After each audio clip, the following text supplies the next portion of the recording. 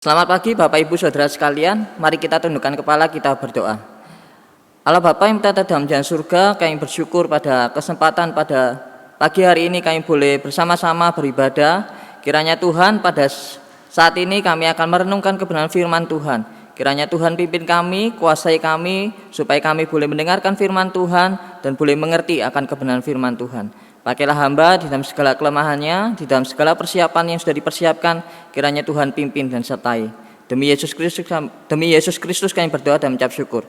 Amin. Silakan duduk. Mari saya ajak kita membuka Alkitab kita dari Galatia pasal yang kelima ayat yang ke-22. Galatia pasal 5 ayat yang ke-22. Saya akan bacakan. Galatia 5 ayat 22. Tetapi buah roh ialah kasih, sukacita, damai sejahtera, kesabaran, kemurahan, kebaikan, kesetiaan. Satu ayat lagi mari kita buka dari Yakobus pasal yang ke-5 ayat yang ke-7. Yakobus pasal yang ke-5 ayat yang ke-7 saya bacakan. Karena itu saudara-saudara bersabarlah sampai kepada kedatangan Tuhan. Sesungguhnya petani menantikan hasil yang berharga dari tanahnya, dan ia sabar sampai telah turun hujan musim gugur dan hujan musim semi. Bapak Ibu Saudara sekalian, pada pagi hari ini kita akan merenungkan satu tema dengan judul belajar hidup sabar. Apa itu arti belajar hidup sabar? Apa itu sabar? Kata sabar di dalam Kamus Besar Bahasa Indonesia artinya beberapa hal. Pertama, tahan menghadapi cobaan, tidak lekas marah, tidak lekas putus asa, tidak lekas patah hati. Yang kedua, tabah, menerima nasib. Yang ketiga, tenang, tidak tergesa-gesa, dan seterusnya.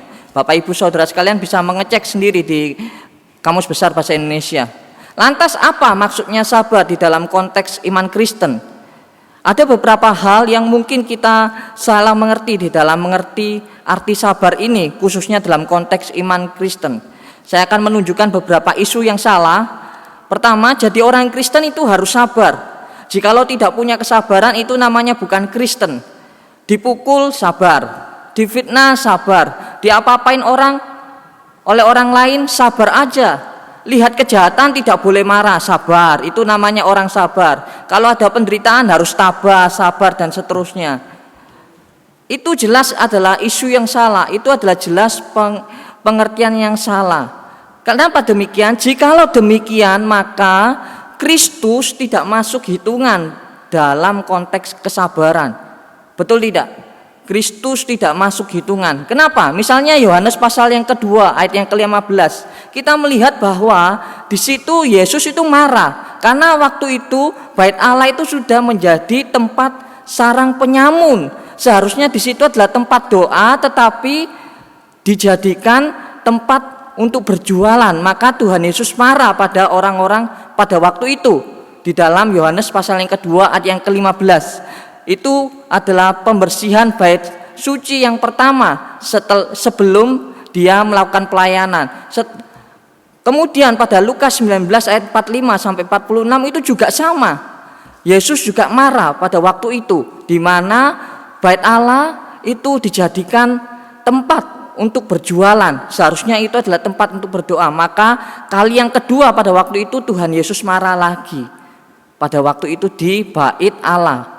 Yang kita bisa sebut di situ adalah pembersihan bait Allah yang kedua sebelum kematiannya. Dan di dalam Markus pasal yang keempat ayat yang ke-40 kita melihat di situ bahwa Tuhan Yesus di situ pada saat waktu itu sedang bersama-sama dengan muridnya, para muridnya mau berangkat ke Gerasa, ke danau Gerasa. Di sana akan menyembuhkan orang yang kerasukan setan.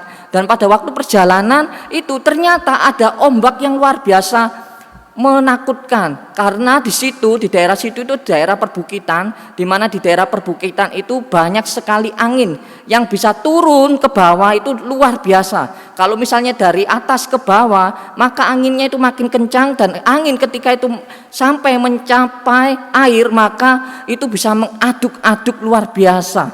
Bahkan kita melihat para murid pada waktu itu sampai berkata begini kepada Yesus yang pada waktu itu sedang tidur, "Guru, engkau tidak pedulikah kalau kita binasa?" dan seterusnya. Dan Tuhan Yesus tidak menerima nasib. Seperti yang saya katakan di dalam kamus besar tadi, Yesus mengatakan begini kepada muridnya, "Mengapa kamu begitu takut? Mengapa kamu tidak percaya?" Jadi apa itu sabar dalam pengertian orang Kristen? Jikalau sabar seperti yang saya katakan tadi di dalam konteks isu yang salah, maka Yesus tidak masuk hitungan. Juga jikalau Yesus dibandingkan dengan tokoh-tokoh agama lain, maka kita melihat Yesus juga tidak masuk hitungan. Rekan-rekan, Bapak Ibu Saudara sekalian mungkin jauh lebih mengerti daripada saya. Bapak Ibu Saudara sekalian bisa mencari, bisa melihat tokoh-tokoh lain di dalam agama lain. Maka kita bisa melihat bahwa kalau dilihat dari kacamata secara fenomena yang saya sebutkan di dalam isu-isu yang salah tadi, maka Yesus tidak masuk hitungan. Lantas apa bedanya Kristen dan bukan Kristen kalau begitu? Kalau kesabaran hanya dinilai dari fenomena saja, kalau kita dipukul sabar, ada kejahatan maka sabarlah, nggak usah terlalu marah-marah dan seterusnya. Apa bedanya orang Kristen dalam hal kesabaran dengan penganut agama lain? Apa bedanya orang Kristen kalau begitu? Lantas apa itu sabar menurut Alkitab? Saya akan menjabarkan 3 hal. Pertama, kesabaran adalah buah roh. Kesabaran adalah buah roh, seperti yang saya katakan tadi di dalam Galatia pasal 5 ayat 22, di mana sabar itu adalah buah roh, hasil dari buah roh. Di dalam Yohanes 15 ayat pertama sampai yang ke-8 kita melihat di situ bahwa jikalau kita ingin berbuah maka kita harus melekat, kita harus berada di dalam Kristus dan firman-Nya. Jadi kalau kita ingin berbuah, kalau kita ingin memiliki buah roh, maka kita harus berada di dalam Kristus dan firman-Nya. Jikalau kita tidak berada dalam Kristus dan firman-Nya, maka kita tidak akan memiliki namanya kesabaran yang sejati, bukan kesabaran yang fenomena. Di dalamnya artinya kalau saya boleh persingkat adalah kita ada kepercayaan, kita percaya sungguh-sungguh kepada Allah, kemudian ada rasa haus dan lapar, ingin dekat Dia melalui firman-Nya. Terus kita mulai membaca firman Tuhan, merenungkan firman Tuhan, kita bergumul di dalamnya, bergumul di dalam Dia, bergumul di dalam firman Tuhan, dan kita mulai meminta pertolongan kepada Allah, Roh Kudus, untuk menolong kita memiliki hidup yang sabar. Kenapa demikian? Kalau tanpa Allah sendiri yang menolong kita, maka kita tidak akan mampu memiliki hidup sabar yang sejati. Kita tidak akan mampu belajar hidup sabar yang sejati, yang sesuai dengan kehendak Tuhan. Sehingga baru dari situlah kita praktek secara konkret, seperti yang dikatakan Yakobus pasal 1 ayat 21. Jadi yang saya maksudkan di sini adalah kesabaran itu adalah hasil dari buah roh, karena kita melekat kepada Sang pokok itu, pokok anggur itu dan firman-Nya, sehingga kita menghasilkan buah roh. Bukan secara fenomena atau topeng manipulatif. Ketika dilihat orang, kita difitnah orang, kita kelihatannya sabar, padahal di dalam hati kita itu tidak sabar sama sekali. Bahkan mungkin kita mengeluarkan umpatan di dalam hati kita dan seterusnya. Itu keliru di dalam konteks iman Kristen. Iman Kristen percaya bahwa kesabaran itu adalah hasil dari buah roh, dan karena kita melekat dan bergumul di dalam Dia. Sehingga saya mengajak kita mengatakan seperti ini, jikalau kita belajar hidup sabar. Tuhan, Engkau tahu isi hati kita. Kita tak ingin menjadi orang yang baik di luaran, tapi rusak sebenarnya di dalam. Orang lain menganggap dan melihat kita secara fenomena sabar, tapi sebenarnya tidak. Tolonglah ya Tuhan, supaya kita terus bergumul dan belajar untuk mempraktikkan hidup yang sabar.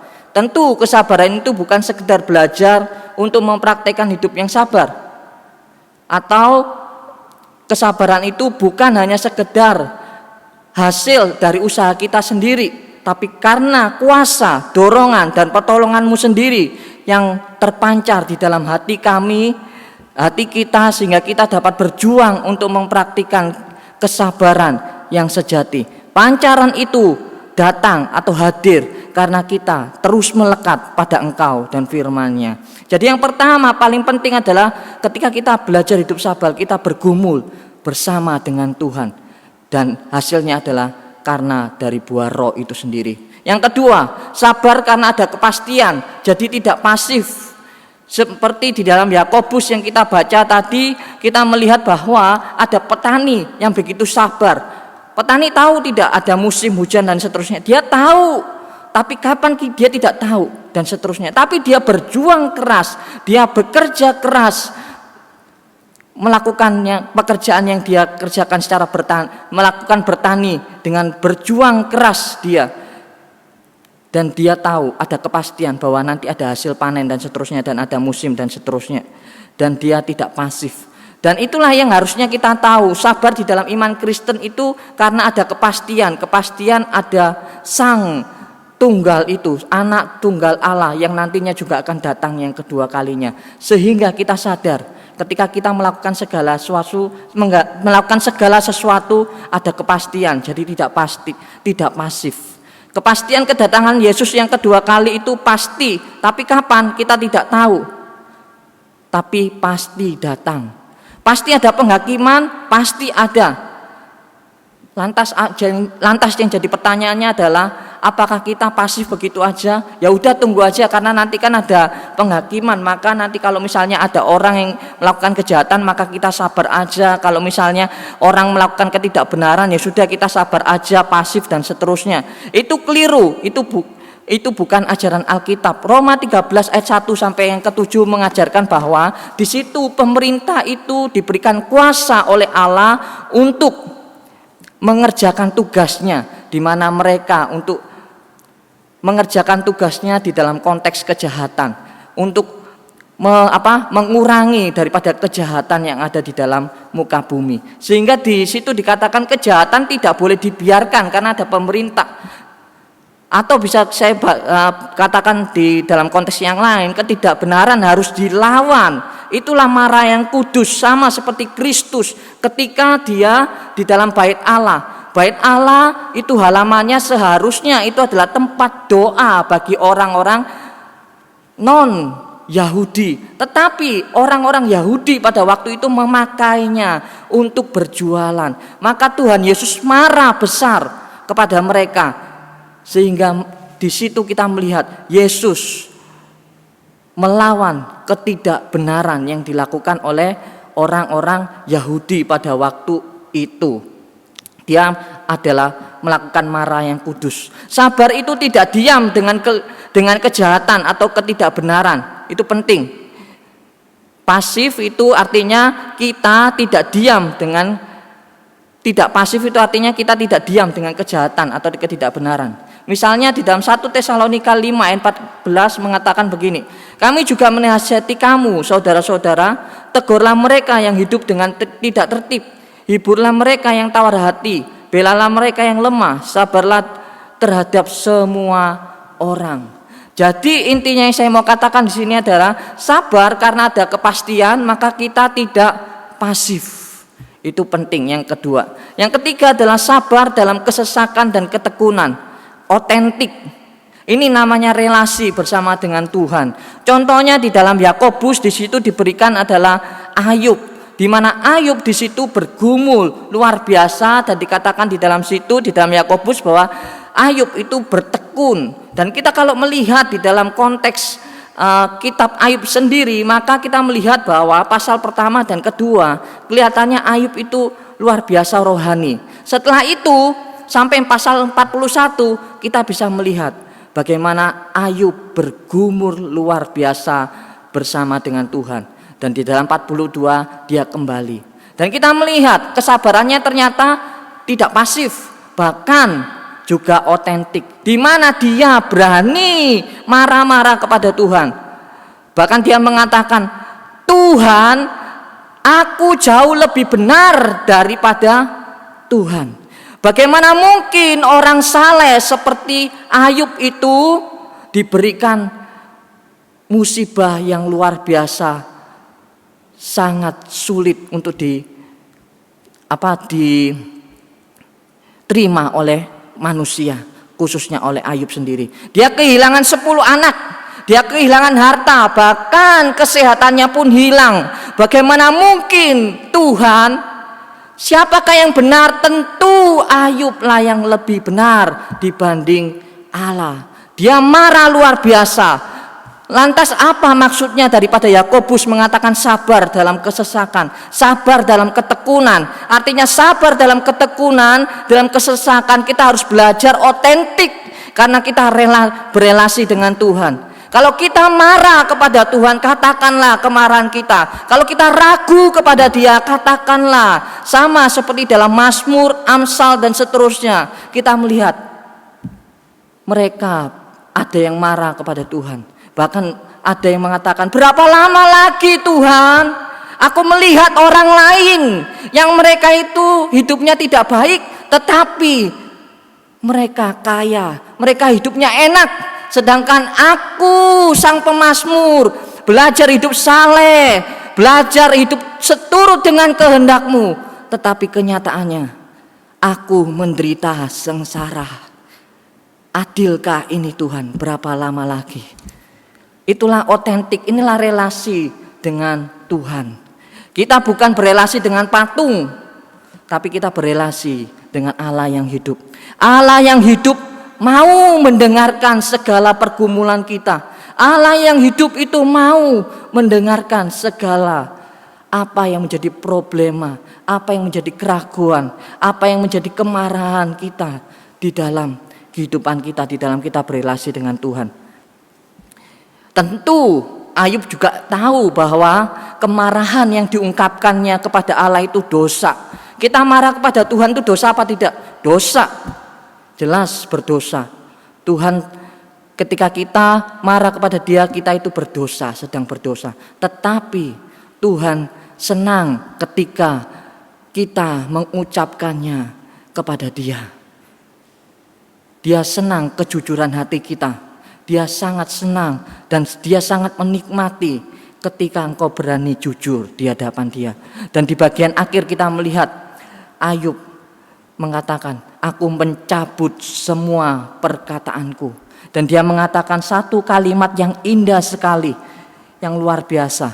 Saya bacakan di dalam Ayub 42 ayat yang kelima. Hanya dari kata orang saja aku mendengar tentang engkau. Tetapi sekarang mataku sendiri memandang engkau. Oleh sebab itu aku mencabut perkataanku. Artinya semua kemarahannya dia cabut. Dan dengan menyesal aku duduk dalam debu dan abu. Dan akhirnya kita melihat Ayub dipulihkan oleh Tuhan dan seterusnya. Itulah relasi di dalam konteks kita berelasi di dalam bersama dengan Tuhan. Misalnya kita menanggapi wabah pandemi COVID-19 ini. Kita tidak tahu sampai kapan akan berakhir. Mungkin banyak khotbah-khotbah yang kita sudah dengarkan. Kita disuruh untuk percaya kepada Dia. Kita disuruh sabar dan seterusnya dan seterusnya. Kita disuruh terus bertekun di dalam doa. Tetapi sebenarnya di dalam realita kehidupan kita sendiri, mungkin kita sedang bertanya-tanya kepada Tuhan. Tuhan, sampai kapan ini akan terus begini? Apa yang akan terjadi ke depan dan seterusnya. Beberapa minggu ini saya melihat beberapa berita, melihat beberapa stasiun televisi secara online, baik secara lokal maupun internasional. Saya mendengar banyak hal di situ dan saya menangis. Kenapa? Banyak orang yang memprediksi kalau misalnya COVID-19 ini tidak selesai sampai kira-kira Juni atau Mei atau Juli tidak selesai, maka akan terjadi krisis yang luar biasa. Entah krisisnya bagaimana, kita tidak tahu. Tetapi akan terjadi banyak hal di situ. Belum terjadi bulan Juni, belum Mei sudah banyak PHK di mana-mana dan banyak kejahatan di mana-mana terjadi dan seterusnya. Kita tidak tahu apa yang akan terjadi ke depan. Kita tidak tahu apa yang akan terjadi di masa yang akan datang. Kapan COVID ini akan segera selesai? Mungkin kita merasa hancur. Mungkin kita saat ini sedang di dalam konteks memikirkan masa depan kita. Dan seakan-akan kita berpikir bahwa Tuhan itu tidak melihat kita. Seakan-akan Tuhan diam begitu saja. Kita berdoa, bertekun, sabar dan percaya seakan-akan Tuhan begitu diam dan seterusnya. Sama seperti dalam konteks Ayub. Ayub juga merasakan demikian di dalam rasa sakitnya. Tuhan, seakan-akan Engkau itu jauh. Seakan-akan Engkau jauh. Dan di dalam konteks Ayub kalau kita membaca, di situ Tuhan memberikan satu klaim kepada Ayub, di mana Ayub disuruh untuk melihat alam semesta. Ayub coba lihat alam semesta. Alam semesta yang aku ciptakan itu luar biasa, di mana Tuhan memelihara sampai hari ini. Bahkan dia memberikan kekuatan, dia memberikan kemampuan kepada hewan-hewan yang seakan-akan bagi kita itu adalah hewan-hewan yang kecil dan mungkin itu tidak bisa kita pikirkan, dan itu cara memeliharanya bagaimana kita tidak bisa terpikirkan, tetapi Tuhan pikirkan semua dan Tuhan pelihara. Kalau kita boleh baca di dalam Ayub pasal yang ke-37 sampai selesai dan seterusnya, di situ kita bisa melihatnya.